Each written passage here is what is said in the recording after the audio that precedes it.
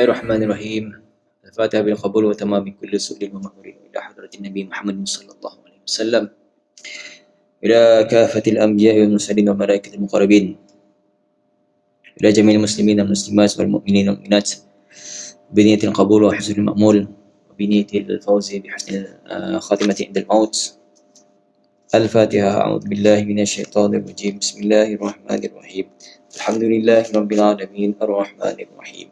Maliki yaumiddin. Iyyaka na'budu wa iyyaka nasta'in. Ihdinas siratal mustaqim. Siratal ladzina an'amta 'alaihim ghairil maghdubi 'alaihim waladdallin.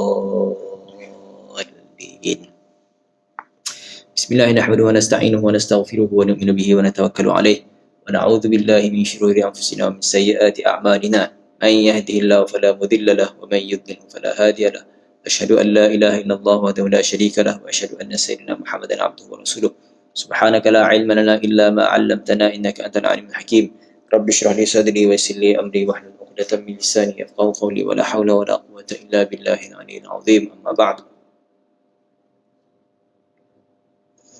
قال تعالى في كتاب العزيز بعد أعوذ بالله من الشيطان الرجيم وليال عشر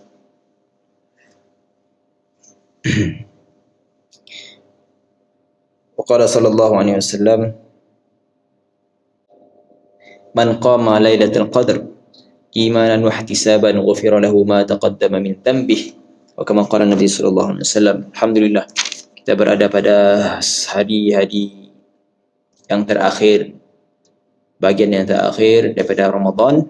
10 hari yang terakhir Allah SWT bersumpah dengan 10 hari yang terakhir, 10 hari walayalin ashr, malam-malam yang 10 dalam surah Al-Fajr. Sebagian para ulama mufassir merujuk kepada 10 tersebut, 10 malam tersebut merujuk kepada 10 malam yang akhir.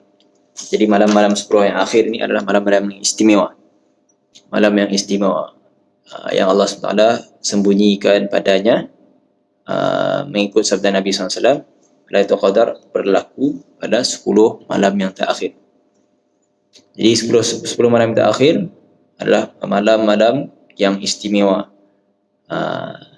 Dan malam Lailatul Qadar adalah malam yang sangat istimewa. Satu malam yang lebih baik daripada 1000 bulan.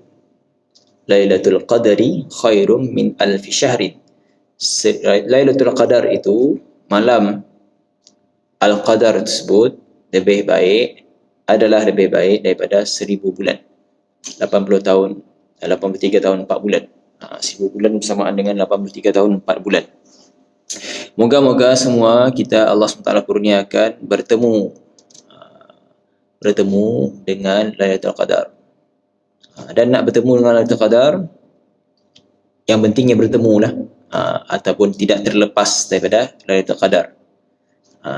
Dapat melihat tanda-tanda Lailatul Qadar yang nombor 2. Yang pentingnya 10 malam terakhir kita kena kuatkan disiplin kita, disiplin amal kita, supaya kita tidak tertinggal amalan-amalan, tidak tertinggal amalan yang penting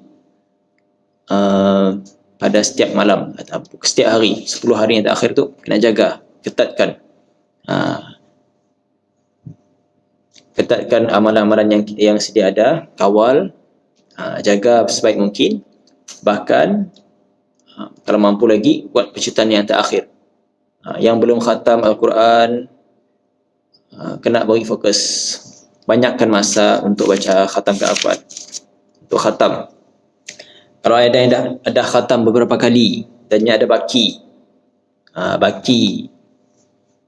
sebelum yang boleh dihabiskan sebelum berakhir Ramadan, maka fokus untuk khatamkan,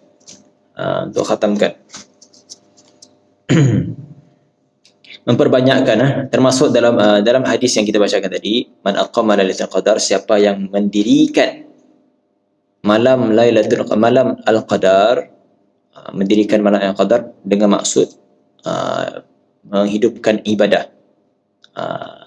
solat terutamanya, dan termasuk dalam mendirikan Lailatul Qadar tadi, baca Al-Quran, berzikir istighfar, berdoa. Jadi kita kena perhatikan setiap malam 10 yang terakhir tu jangan ada tertinggal, jangan terlepas, jangan miss.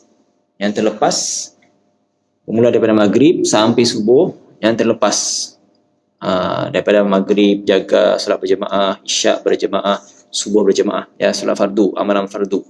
Kemudian baca Al-Quran antara maghrib isyak, lepas isyak, tengah malam bangun, berdoa, berzikir, istighfar, baca Al-Quran. Jadi menghidupkan malam-malam kita. Menghidupkan malam-malam. Jangan terlepas walaupun satu malam. 10 malam yang terakhir semuanya adalah penting. Sangat istimewa, sangat perlu diberi perhatian supaya jangan terlepas. Walaupun kita dapat melihat tanda-tanda Lailatul Qadar dan kita tahu pun Lailatul Qadar ya bila berlakunya, yang penting setiap malam yang 10 yang terakhir tu jangan ada skip amalan kita. Moga-moga kalau bertepatan mana-mana malam dengan Lailatul Qadar, mudah-mudahan amalan pada malamnya dikira Allah SWT terima, Allah SWT kira ganjarannya dengan gandaan Ramadan dan gandaan Lailatul Qadar. Masya Allah, pemurahnya Allah SWT. Ramadan gandaan yang basic, man ja'a bil hasanati falahu asyru amsalihha. Kemudian ada ganjaran Ramadan secara khusus, satu amalan sunat digandakan seperti melakukan satu fardu pada bulan lain. Satu amalan sunat pada bulan Ramadan diberi ganjaran seperti melakukan amalan fardu pada bulan yang lain. Satu amalan fardu yang kita buat pada bulan Ramadan dapat ganjaran seperti melaksanakan 70 fardu pada bulan-bulan yang lain. Ganjaran amalan pada bulan Ramadan. Kena lagi satu lapis lagi ganjaran gandaan adalah amalan gandaan Lailatul Qadar. Amalan pada malam tersebut diberi ganjaran lebih baik daripada amalan 1000 bulan. Masya Allah, Allah sangat pemurah. Jadi kita kena betul-betul serius, betul-betul berusaha, bersungguh-sungguh supaya jangan 10 malam jangan disia-siakan. Jangan ada skip, jangan ada tangguh, jangan ada terlepas amalan-amalan. Perlu qada. Tapi 10 malam terakhir itu saya ada yang qada lah, semua on time. Qada maksudnya amalan-amalan sunat yang terlepas jangan ada yang terlepas, yang perlu diqada. Amalan sunat pun kita perlu jaga masanya, apatah lagi amalan fardu on time. Maka insya-Allah kita akan terlepaskan solat terutama solat isyak dan solat subuh berjemaah. Solat isyak, siapa mafhum hadis Nabi SAW, siapa yang melaksanakan solat isyak berjemaah seolah-olah telah mendirikan malamnya separuh malam, nisful lail. Maka annama qama nisfal lail, seolah dia telah menghidupkan ataupun mendirikan separuh malamnya dengan ibadat. Dah buat qiyamul lail separuh malam. Siapa yang jaga solat isyak berjemaah, siapa yang solat subuh berjemaah akan mendapat pahala seolah-olah faka annama qama kullal lail ataupun tulal lail. Siapa seolah-olah dia telah mendirikan malamnya dengan ibadat sepanjang malam ataupun seluruh malam tersebut. Jadi ya kelebihan solat berjemaah subuh. Ada lagi zikir-zikir yang memberi fadilat yang hebat. Siapa yang baca pada setiap malam 2 ayat yang terakhir daripada surah Al-Baqarah. Amana ar-rasulu bima unzila ilaihi min rabbih wal mu'minun kullun amana billahi wa malaikatihi wa kutubihi wa rusulihi la nufarriqu baina ahadin min rusulihi wa qalu sami'na wa ata'na ghufranaka rabbana wa ilaikal masir la yukallifu Allahu nafsan illa wus'aha laha ma kasabat wa 'alayha ma iktasabat ربنا لا تؤاخذنا إن نسينا أو أخطأنا ربنا ولا تحمل علينا إصرا كما حملته على الذين من قبلنا ربنا ولا تحملنا ما لا طاقة لنا به واعف عنا واغفر لنا وارحمنا أنت مولانا فانصرنا على القوم الكافرين. Dua ayat mafhum daripada hadis Nabi SAW, dua ayat terakhir surah Al-Baqarah dibacakan pada waktu malam. Pada waktu malam sekialah nak baca sebelum tidur ke, nak baca selepas maghrib, lepas fungkir ke, dah masuk waktu malam, baca. Ataupun kita bacakan ayat ya sebabnya dah bersama dengan dalam wirid. Contohnya ratib Al-Haddad. Dalam ratib Al-Haddad dah ada sekali dalam ayat ya, dah ada dalam himpunan ratib Al-Haddad. Jadi kalau kita baca dua ayat tersebut, mafhum daripada hadis Nabi SAW, dua ayat tersebut akan mencukupkan untuk orang yang baca ya sepanjang malamnya. Jadi ulama hadis meletakkan ada dua pengertian.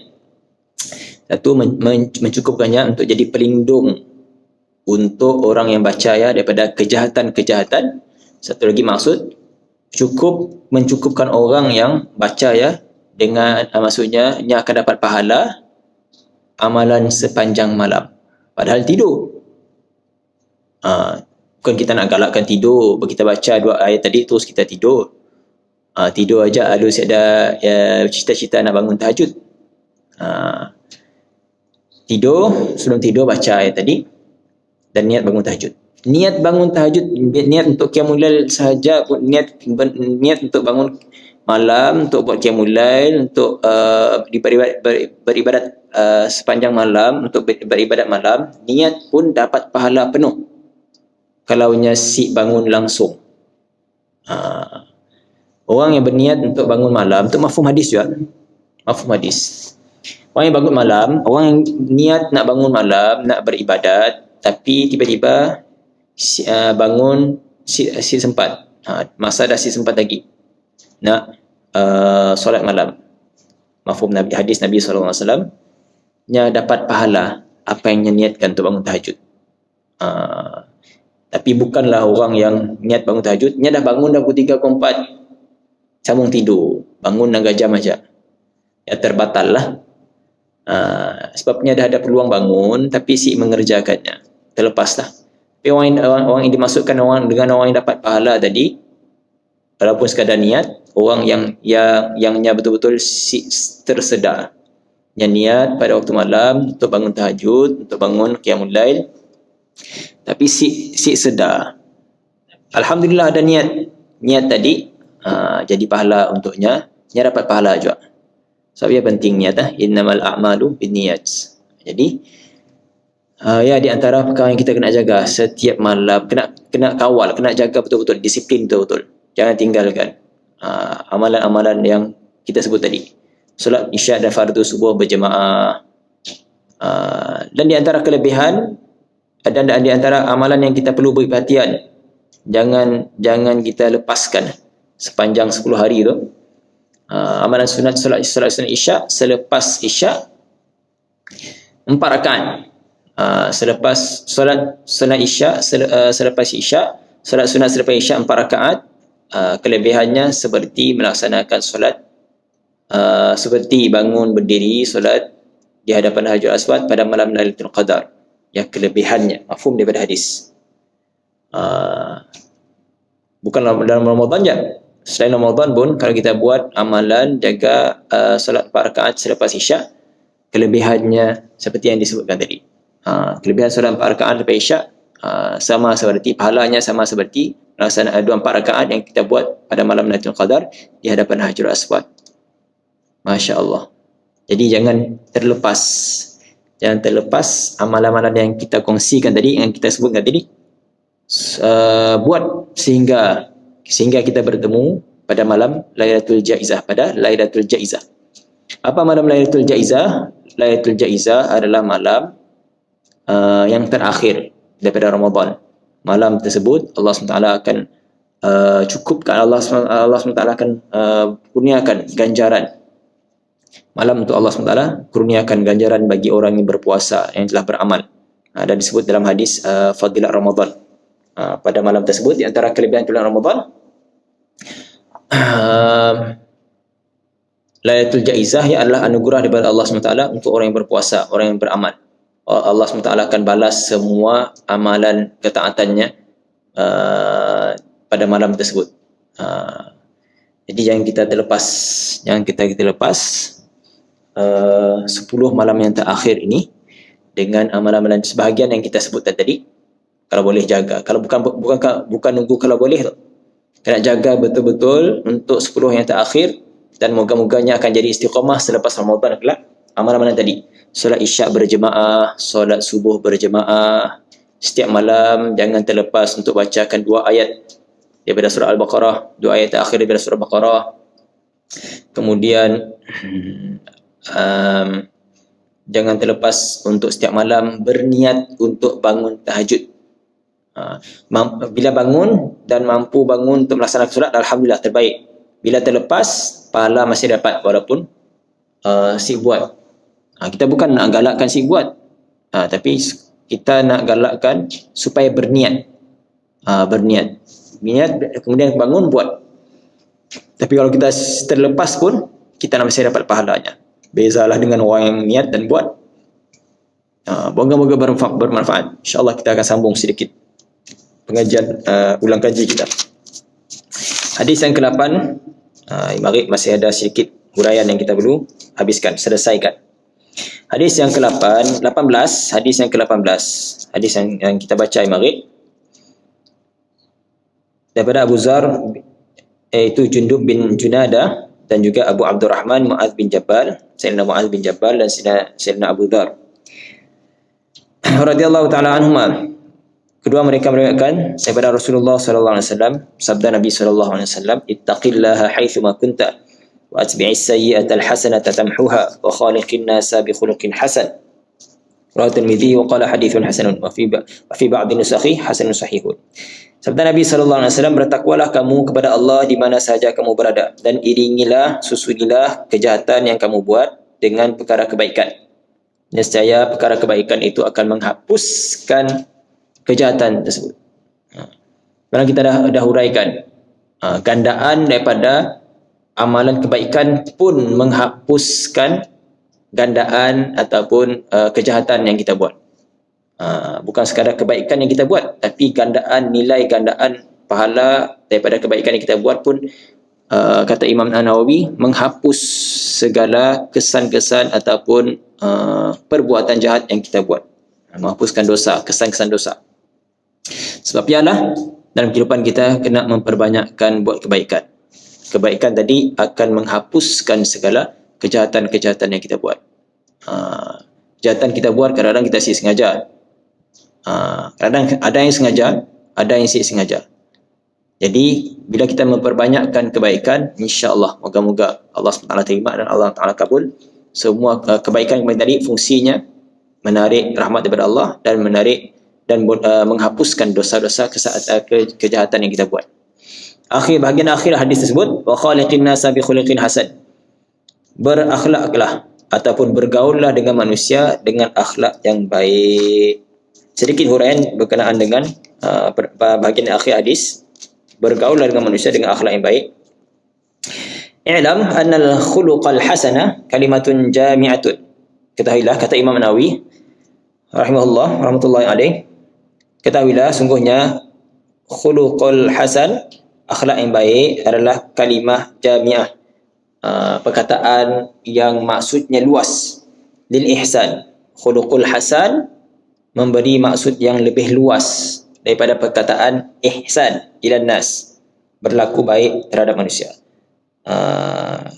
Wa ila kaffil adha anhum, dan juga membawa maksud kepada khuluqul hasan tadi maksudnya juga kafful adha anhum, menahan diri kita daripada menyakiti manusia. Qala sallallahu alaihi wasallam, innakum lan tas'un nasa bi amwalikum fas'au bi bastil wajhi wa husnil khuluqi. Sabda Nabi sallallahu alaihi wasallam, sungguhnya kamu tidak mampu untuk mencukupkan manusia dengan harta-harta kamu. Kita si mampu, Nabi SAW sabda, kita si mampu nak puaskan hati manusia dengan harta kita. Kita boleh beri, ada harta kita mampu beri, tapi kita belum dapat. Kita si akan dapat nak puaskan setidaknya dengan manusia atau dengan harta benda kita. Lalu Nabi SAW bersabda, fasa'uha fasa'uha bi bastil wajhi wa husnil khalqi. Maka cukupkanlah mereka dengan bermanis muka. Bermanis muka dan akhlak yang baik. Kita kalau nak bantu orang dengan harta boleh, tapi kita nak cukupkan, nak puaskan hati setidaknya si dapat dengan harta, si terhenti ataupun si cukup dengan harta semata-mata. Kita nak puaskan hati manusia dengan wajah yang baik, dengan wajah yang senyum, wajah yang ceria, dan juga Nabi arahkan kepada kita, Nabi perintahkan kepada kita supaya kita cukup puaskan hati orang. Untuk juga di antara cara kaedah untuk puaskan hati orang juga, selain daripada harta, kita puaskan hati orang dengan orang ramai manusia dengan bermanis muka. Maksudnya kita bermanis muka, senyum kepada sidaknya, dan juga wa khalqin hasan wa husnil khalqi, dan berakhlak baik, berlaku elok, tidak menyakiti mereka. Wa anhu sallallahu alaihi wasallam khairukum ahsanukum akhlaqan. Daripada Nabi sallallahu alaihi wasallam lagi, khairukum ahsanukum akhlaqan, yang terbaik di kalangan kamu adalah yang paling baik akhlaknya. Wa anhu sallallahu alaihi wasallam anna rajulan atahu faqala ya Rasulullah ma afdalul a'mal, qala husnul khulqi. Daripada Nabi sallallahu alaihi wasallam lagi, seorang lelaki telah datang kepada Nabi sallallahu alaihi wasallam. Lalu lelaki tersebut berkata, wahai Rasulullah, apakah amalan yang paling afdal? Apakah amalan yang paling afdal?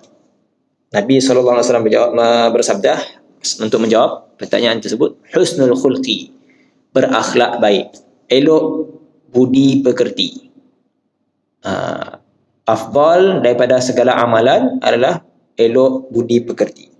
Wa huwa ala ma marra Allah taghdab, mengikut apa yang hadis-hadis yang telah lalu, iaitu termasuklah Allah taghdab, jangan marah, jangan suka marah, ya, termasuk dalam husnul khulqi. Moga Allah SWT kurniakan kita taufik dan hidayah untuk mengawal marah. Marah siapa dibuang daripada sifat manusia. Marah memang ada, tapi yang terbaik di kalangan orang yang marah adalah orang yang boleh mengawal kemarahan. Moga Allah SWT kurniakan kita taufik dan hidayah untuk mengawal marah kita. Wa yuqalu ishtaka nabiyyun ila rabbih su'a khalqi imra'atihi fa auhallahu ilaihi qad ja'altu dhalika hidzaka min al-adha. Seorang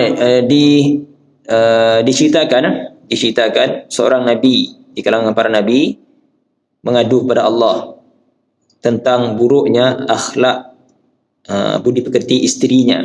Lalu Allah SWT mewahyukan kepadanya nabi tersebut, ja'altu dhalika hidzaka, aku telah jadikan keadaan isteri kamu itu hidzaka, keuntungan untukmu daripada adha, daripada kategori yang menyakiti. Maksudnya untuk Nabi SAW ni, untuk Nabi tersebut, untuk Nabi yang disebutkan dalam kisah tadi, seorang Nabi mengadu pada Allah SWT tentang buruknya akhlak isterinya. Lalu Allah SWT respon, Allah SWT wahyukan kepada Nabi tersebut bahawa Allah jadikan keadaan isterinya buruk perangai tadi sebagai hidzaka, keuntungan, pahala untuk Nabi tersebut. Pahala dalam bentuk kesakitan. Pahala dalam bentuk kesakitan. Kebaikan tu bukan maksudnya benda yang baik-baik, ya. Kadang-kadang contoh seperti dalam peristiwa tadi, kesusahan untuk Nabi tersebut, tapi Allah jadikannya kebaikan, sumber pahala, keuntungan untuk Nabi tersebut dalam bentuk itu. Cuma jalannya adalah sabar. Sebab ya Nabi SAW dalam hadis yang lain kita rujuk, yang terbaik jika kamu adalah yang terbaik akhlaknya melayan ahli keluarganya. Moga-moga Allah SWT kurniakan kita kekuatan taufik dan hidayah untuk berlaku baik setiap masa, untuk berlaku baik terhadap diri kita sendiri, untuk berlaku baik terhadap keluarga kita, orang kaum kerabat kita, dan seluruh manusia, insya-Allah. Besar tanggungjawab untuk berakhlak baik itu, dan ini adalah tanggungjawab yang penting dan wajib ke atas umat Islam. Sebab rukun Islam, sebab Islam ada 3 komponen, akidah, syariat, dan akhlak. Jadi husnul khalqi adalah daripada komponen yang ketiga. Moga-moga Allah SWT kurniakan kita kekuatan yang istiqamah untuk berakhlak baik.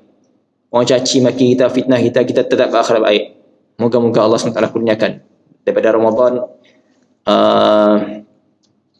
keberkatan sebenar, keberkatan Ramadan. Moga-moga Allah SWT kurniakan kita dengan akhlak yang baik dan istiqamah di atas akhlak yang baik.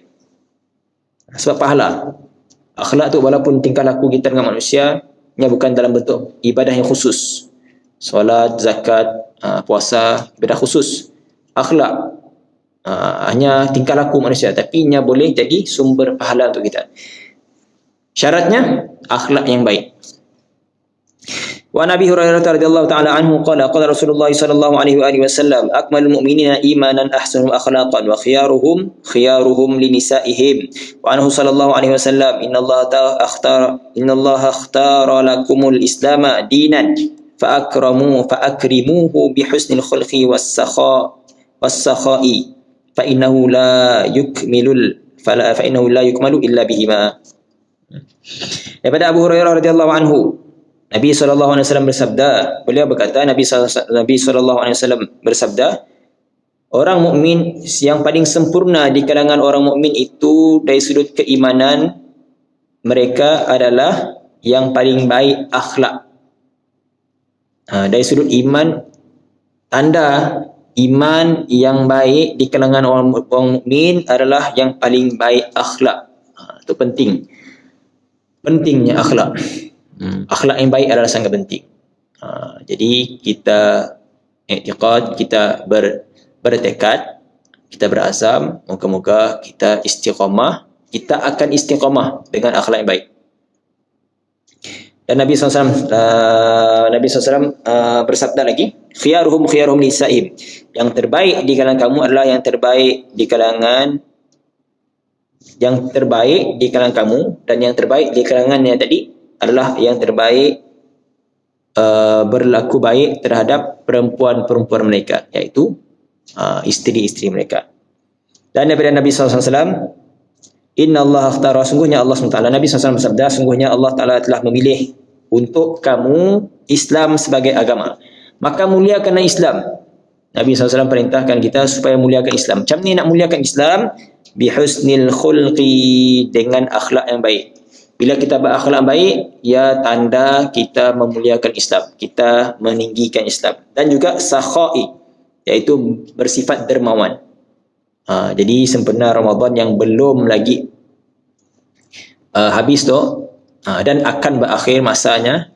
Jadi kita seru, siapa yang mendengar, siapa yang melihat video tu, ada masa-masa lagi tu, maka memperbanyakkan sedekah, memperbanyakkan sakhawah, dermawan kita, sifat dermawan kita. Jadi cari ahli, terutamanya kita ikut peringkat, bantu ahli keluarga mula-mula, bantu ahli keluarga yang terdekat, bantu ahli keluarga, adik-adik kita yang susah, kita bantu, beri sumbangan, beri duit,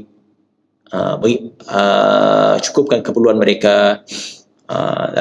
Kalau adik-adik kita okey semua, pergi dekat kaum kerabat yang lain, makcik, pakcik, sebelah mak, sebelah bapak, bantu. Siapa yang kita dapat, tolong. Itulah masanya. Kalau semua dah ada, semua dah okey, cari lagi. Bawa pergi kepada masyarakat.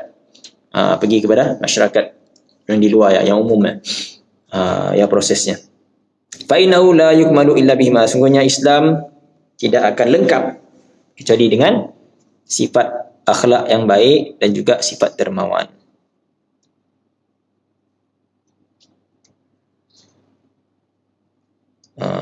Wa qala Jibril alaihi salam lin Nabi sallallahu alaihi wasallam hina nazala qawluhu hina nazala qawluhu ta'ala khudhil hina nuzzila qawluhu ta'ala khudhil afwa al-ayah. Qala fi tafsir dhalika an ta'fuwa amman zalamaka wa tasilu man qata'aka wa tu'ti man haramaka. Berkata Jibril alaihissalam kepada Nabi SAW ketika mana diturunkan firman Allah, khudhil afwa wa'mur bil ma'ruf al-ayah. Berkata dalam tafsir disebutkan dalam tafsir, maksud daripada ayat tersebut adalah khudhil afwa tadi, bahawa kamu memaafkan orang yang menzalimi kamu. Itu di antara maksud yang termasuk dalam husnul khalqi, termasuk dalam pengertian husnul khalqi, kita memaafkan orang yang telah menzalimi kita. Anta'afwa man zalamaka, satu, wa tasilu man qata'aka, kita yang menghubungkan, kita yang menyambung semula hubungan silaturahim kepada orang yang telah memutuskan. Orang yang zalim kepada kita, kita maafkannya. Orang yang memutuskan silaturahim kepada kita, kita yang pergi sambung, pergi carinya. Satu yang sangat mencabar sebenarnya. Tapi ia adalah lambang dia di antara ciri-ciri akhlak yang baik, termasuk dalam husnul khalqi. Kita cari pasal orang yang buat pada kita, kita maafkan. Akhlak yang baik. Orang yang putuskan orang kita ada masalah apa, orang yang putuskan silaturahim kita yang pergi carinya dan hubungkan silaturahim, buat jalin ikatan persaudaraan. Yang ketiga, wa tu'ti man harmaka, orang yang telah memutuskan, orang yang telah berpisah dengan kita, orang yang haramkan sesuatu, maksudnya si suka dengan kita dah, tapi kita tetap berinya, beri derma ataupun memberi hadiah. Tu'ti, kamu memberi, man haramaka, siapa yang telah menjauhkan diri daripada kamu. Wa qala ta'ala idfa' billati ahsan, firman Allah SWT, idfa' billati ahsan, halanglah persengketaan itu dengan akhlak yang, dengan perbuatan yang sangat baik, dengan cara yang paling baik. Al-ayah. Wa qila fi tafsiri qawli ta'ala wa innaka la'ala khuluqin 'azim, disebutkan dalam tafsir firman Allah SWT, innaka la'ala khuluqin 'azim, sungguhnya kamu wahai Muhammad benar-benar berada di atas akhlak yang sangat agung. Qala kana khuluquhu al-Quran, disebutkan dalam hadis oleh Sayyidatina Aisyah, akhlak Nabi SAW itu seperti mana yang disebutkan dalam Al-Quran. Ya'muruna bi'awamirihi, memerintahkan dengan segala perintah-perintah Allah, wa yatazajjaru bizawajirihi, memberi peringatan, melarang dengan apa yang telah dilarang oleh Allah SWT, wa yarda liridahu, merasa senang hati, redha dengan apa yang Allah SWT redha, wa yaskhutu li sakhtihi sallallahu alaihi wasallam, merasa murka dengan apa yang telah murka oleh Nabi sallallahu alaihi wasallam. Itu termasuk dalam perkara-perkara akhlak yang baik. Moga-moga Allah SWT kurniakan kita akhlak yang baik dengan istiqamah berada di atas akhlak yang baik, insya-Allah. Moga-moga bermanfaat. Insya-Allah kita akan sambung pada hadis yang ke-19 dan kita berada pada akhir Ramadan. Moga-moga kita dikurniakan kesempatan untuk khatam. Sempat baca syarah semua pun, paling kurang kita baca hadis, habiskan, khatamkan hadis 40 tu dalam bulan Ramadan, insya-Allah. Qul qawli hadza wa astaghfirullahal azim. Wabillahi taufiq wal hidayah. Wassalamualaikum warahmatullahi wabarakatuh. Ma'assalamah. Ila liqa.